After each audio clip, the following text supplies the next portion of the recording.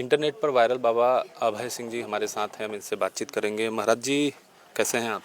बस चल रहा है, महादेव की कृपा है। महादेव की कृपा है। ब्रह्म का जो स्वरूप है वो है क्या, मतलब साकार में भी है और निराकार में भी है? दोनों में, क्योंकि वही तो है। या तो आप वो बोलोगे ना कि सिर्फ वही एग्जिस्ट करता है हर जगह, हर चीज में, वो निराकार हो चाहे साकार हो। साकार में जब आता है तो हम उसको शक्ति बोल सकते हैं, निराकार में जब आएगा तो शिव बोल सकते हैं। अच्छा, तो जो निराकार हैं वो शिव हैं। शिव तो निराकार ही शून्य है ना। तो ये महाराज जी शून्य है क्या? मतलब आपसे हमारी पिछली बातचीत में भी आपने शून्य का बहुत जिक्र किया है, शून्य को लेकर थोड़ा सा हमको बताइए। शून्य मतलब कि जैसे अभी मैं देख रहा हूँ तो मैं पूरा ड्रामा खेल रहा हूँ, बट कहीं ना कहीं मैं अंदर बिल्कुल शून्य में बैठा हुआ कि यार मेरे को कोई मतलब नहीं है। शून्य और एक, ये चर्चा आपसे बहुत मतलब आम हो गया, तो ये शून्य और एक, इसके बारे में थोड़ा सा बताइए विस्तृत रूप से।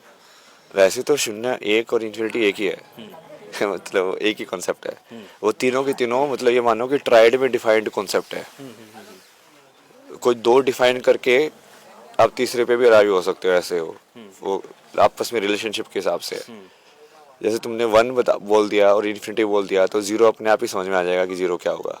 अच्छा, और ऐसे जीरो और वन बोल दिया तो फिर इन्फिनिटी समझ में आ जाएगा क्या होता है।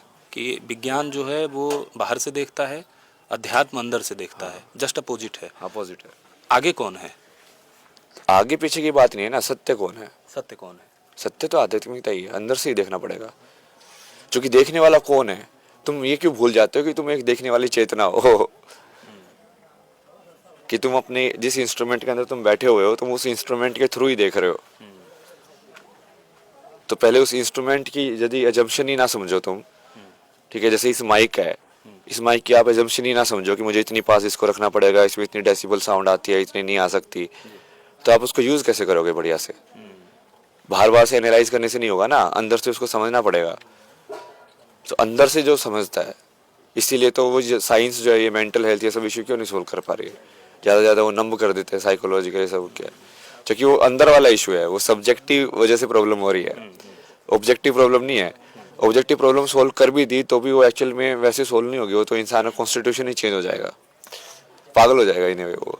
मान लो मैं आपकी मेमोरी आध्यात्मिकता के थ्रू ध्यान करके अपने आप को बदल रहा हूँ, है ना, जो भी नेगेटिव फीलिंग थी उसको ट्रांसम्यूट कर रहा हूँ ध्यान कर करके कि हाँ नहीं नहीं जैसे भी तरीका है मेरा, राम नाम लटके साधना करके, या उसको मैं दूसरे तरीके से ट्रांसम्यूट कर रहा हूँ। तो महाराज जी आपने एक किताब भी लिखने की बात कही, कल की बुक हाँ, कल के वो लिख लिए हैं कि चल रही है? चल रही है ना भाई वो। अच्छा। अभी मैं ऐसे ही कर रहा हूँ ना, जैसे जैसे मुझे पता चलता है ना कि हाँ इस टाइप के क्वेश्चन आ सकते हैं, ये भी फील्ड ऑफ नॉलेज है, तो उसके हिसाब से फिर मैं उसको लिंक करके डाल देता हूँ अच्छा, जो वेद पुराण में या जो अपने ग्रंथों में जो कल्कि के अवतार का जिक्र हुआ है, उसमें आप अपने आप को कहाँ फिट पाते हैं?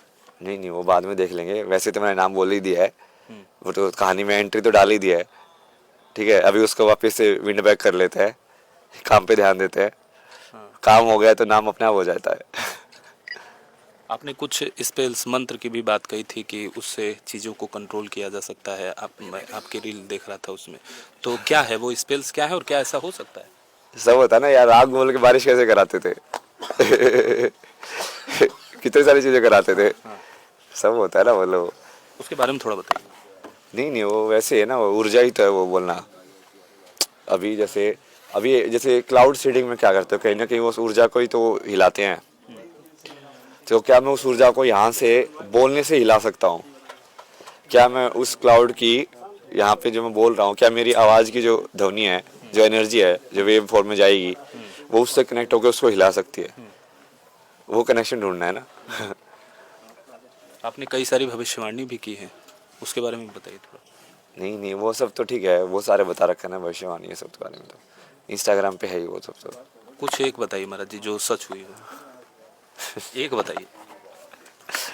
नहीं नहीं संदेश नहीं है, तो मैं तो पूरे टाइम पे ही कर रहा हूँ ना उसी को मैनिफेस्ट, मतलब बार बार अच्छा, लगातार वो चल रहा है? टाइमलाइन बनाते जाता हूँ ना, मुझे तो टाइमलाइन के हिसाब से दिखती है ज़िंदगी। कि अच्छा मैं स्टोरी लाइन में चला गया, अच्छा अभी ये कर रहा हूँ, अच्छा इसको हटा हुआ, चलो ये कैरेक्टर अंदर आया है, ये न्यूज़ वाला, अच्छा इसको ठीक है, इसको कहाँ पे रखो, अच्छा इस कैरेक्टर को यहाँ पे रखना है, हाँ तुम तो कहानी की तरह देखते हो, स्वप्न की तरह की, अच्छा ऐसे ऐसे चल रही है। बागेश्वर बाबा को जानते हैं आप? हाँ बागेश्वर बाबा को? हाँ हाँ। उनके पास भी बहुत चीज़ें बताते हैं, कौन सी सिद्धि है? हम वो तो पता नहीं क्या सिद्धि है, मतलब होगा, सिद्धियाँ तो बहुत सारी है ना। संभव है?